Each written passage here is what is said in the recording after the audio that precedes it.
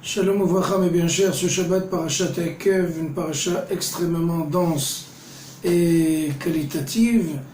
Entre autres, elle parle de Birkat Hamazon, donc les actions de grâce après avoir mangé. N'oubliez pas que si vous êtes rassasié, donc vous faites partie des 2/3 du monde qui sont rassasiés.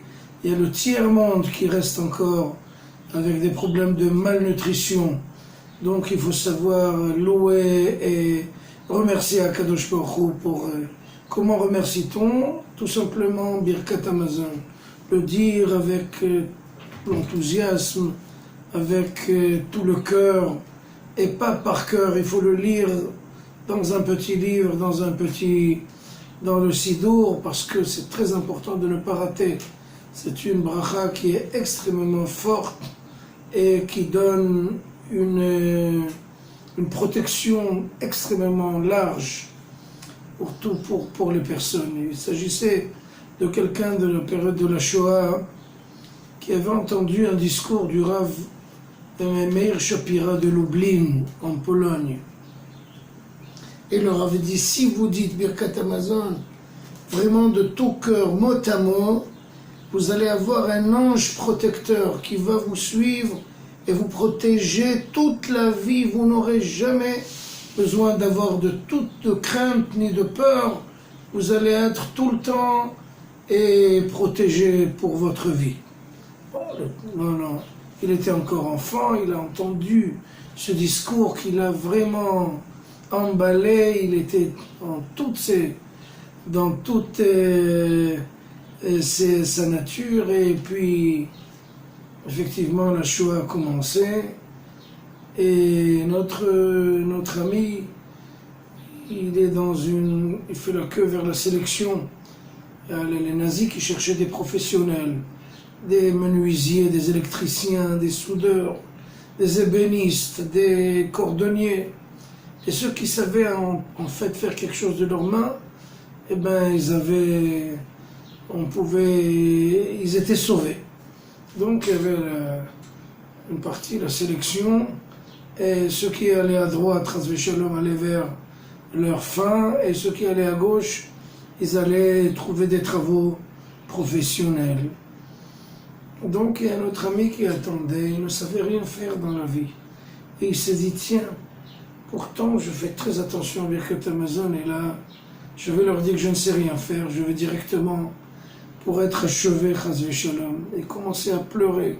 C'est bizarre, pourquoi Birkat Hamazon ne m'a pas sauvé? Quelqu'un qui l'a entendu derrière lui a dit, écoute, pourquoi tu pleures? Je ne sais rien faire, je n'ai pas de métier, je ne sais rien faire de mes 10 doigts.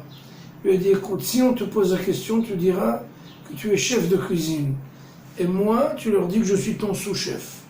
Et ne t'en fais pas, je vais leur faire des repas pour fin gourmet. Et justement, ils sont arrivés, ils ont dit que vous savez faire quelque chose. Oui, je suis chef de cuisine et j'ai là mon sous-chef qui pourra m'aider. Ensemble, on pourra gérer une très grande cuisine. Effectivement, ils sont rentrés dans la cuisine, ils faisaient des petits plats pour eux, des petits plats cachers. Enfin, tout allait pour le mieux.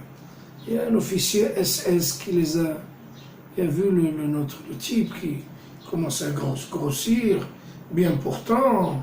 Il s'est dit, tiens, celui-là, je vais trouver la formule pour l'achever. Il l'a appelé, lui a dit, écoute, dehors, je vais derrière la cuisine, je veux que tu me fasses en 2 heures un bassin, une piscine de 10 mètres de long et de 5 mètres de large, 2 mètres de profondeur. Dans 2 heures, je viens voir si c'est prêt. Si c'est pas prêt, je te tire un coup de revolver à la tête. L'autre ami, là, il a dit, bon, c'était trop beau, mais ça s'est terminé. En 2 heures, je ne vais même pas pouvoir faire une baignoire pour enfants, mais je vais commencer. Il a pris une pelle, une pioche, il a commencé. Justement, entre-temps, il y a un camion de soldats qui sont passés, ils l'ont vu en train de piocher. Ils se sont dit, peut-être le malheureux doit être aussi, non seulement il pioche, il doit être aussi affamé. On va lui jeter quelques caisses de fruits et de légumes. Là, le camion s'est arrêté, ils lui ont jeté une dizaine de caisses de fruits et légumes, ils ont continué. Et notre ami continue à piocher, et un autre camion qui arrive, plein de soldats qui étaient affamés. Ils se sont dit, tiens, celui-là, il a une dizaine de caisses de légumes et de fruits, et nous, on est affamés, on va descendre, on va lui demander. Ils sont descendus, lui ont demandé, écoutez, vous pouvez nous donner quelques fruits? Il leur dit, écoutez, je vous donne tout. Seulement, aidez-moi, je dois faire un bassin, 10 mètres sur 5 mètres sur 2 mètres de trucs. 100 soldats, vous pouvez le faire en 1 heure, 2 heures. Pas de problème, ils ont pris tous leur pelle et leur pioche. Ils ont fait un bassin en 2 heures. Le bassin était creusé, près une piscine pour...